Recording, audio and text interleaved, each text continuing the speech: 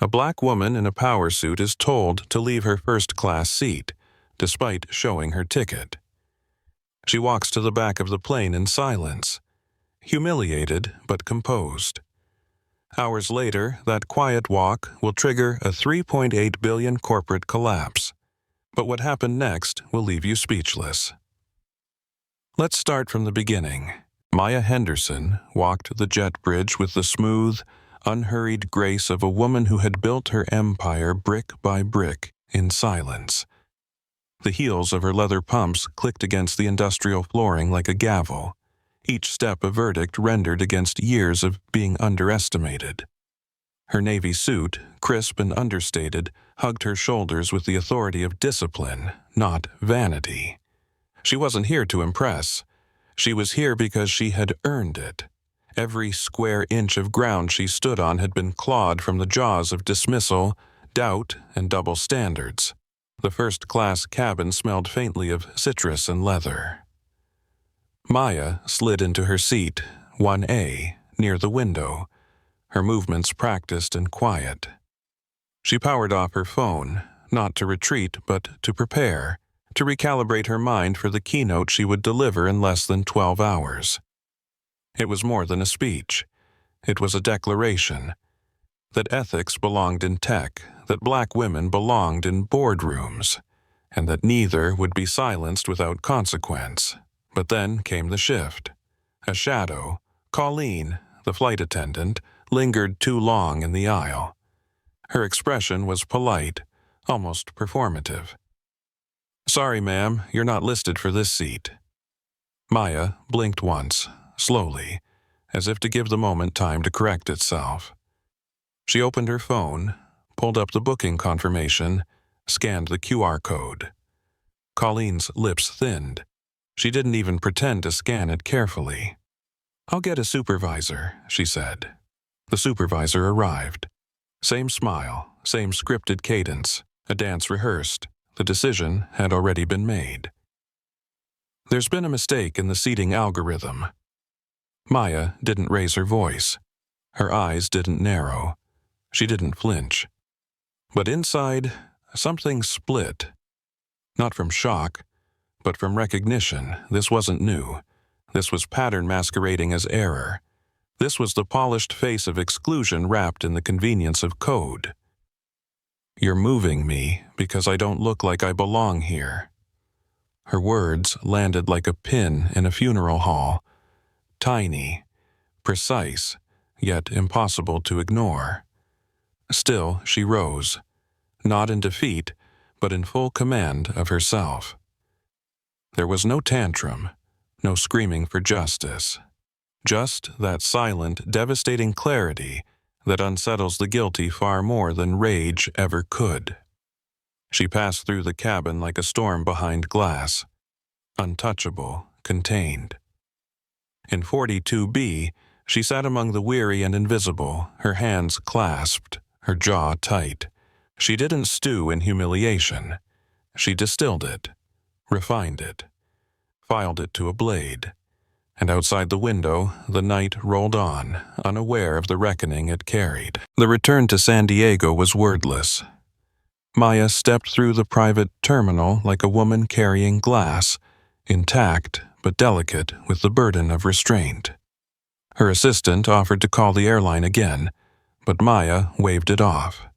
She had already heard everything she needed.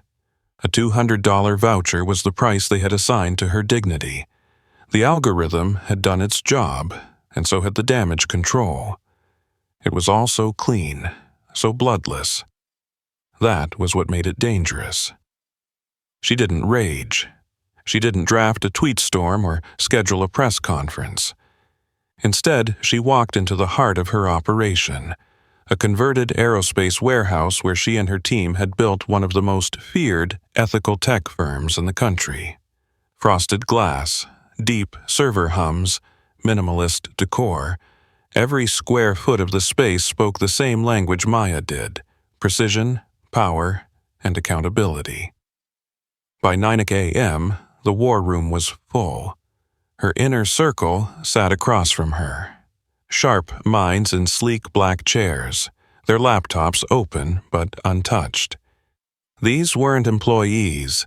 They were insurgents in suits, survivors of big tech's dark corners, specialists who had once written the very code they now dismantled.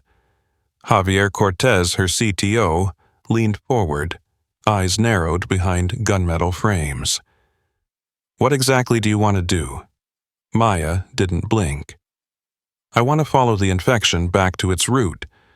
I want to show how an algorithm made by 12 engineers with no diversity and no ethics protocol can erase people like me in half a second, and I want to make sure that erasure costs them billions." A hum of charged silence filled the room. Jasmine, head of legal strategy, began tapping. "Class action precedents. Systemic bias.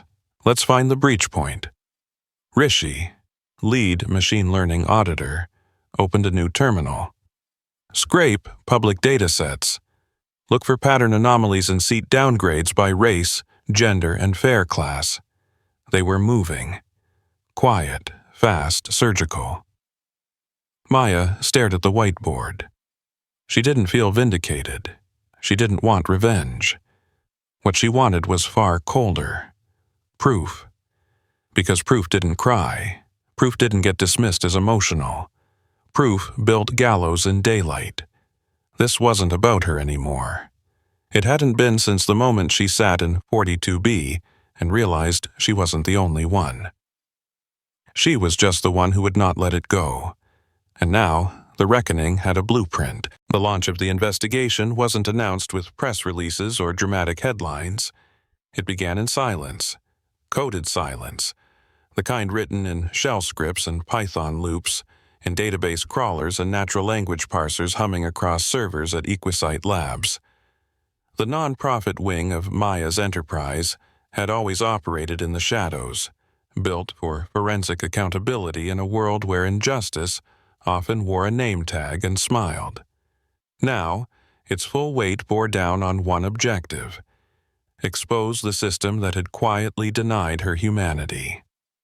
The digital forensics team began compiling data from a vast web of sources: DOT filings, consumer complaints, social media testimonies, internal airline training materials scraped from contractor resumes, even metadata from public flight logs. Thousands of documents were processed, cleaned, and tagged for pattern recognition. The bias wasn't hidden, it was embedded. Machine learning audits revealed a statistical pattern so sharp it could cut skin. Black and brown passengers, particularly women, were twice as likely to be flagged by the airline's irregularity filter, a proprietary algorithm that claimed to optimize seating logistics. In truth, it used proxy variables, zip codes, surname phonetics, booking platform data, to assign probability scores for inconsistencies. The result: Maya was no anomaly. She was the rule, and it wasn't just her airline. But Maya knew better than to scatter her fire. Precision made the wound deeper. Her team wrote a 47-page report that didn't simply accuse, it proved.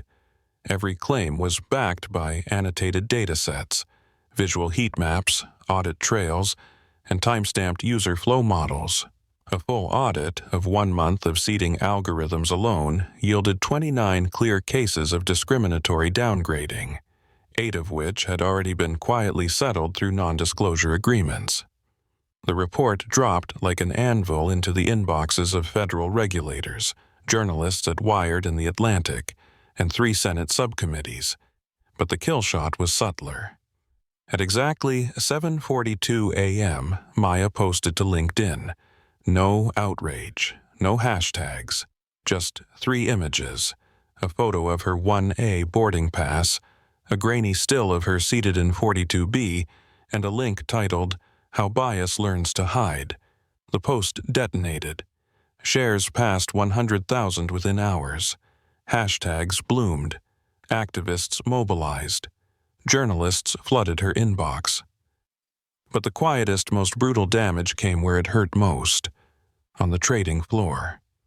The airline's top 3 private equity backers lost $3.8 billion in valuation before noon.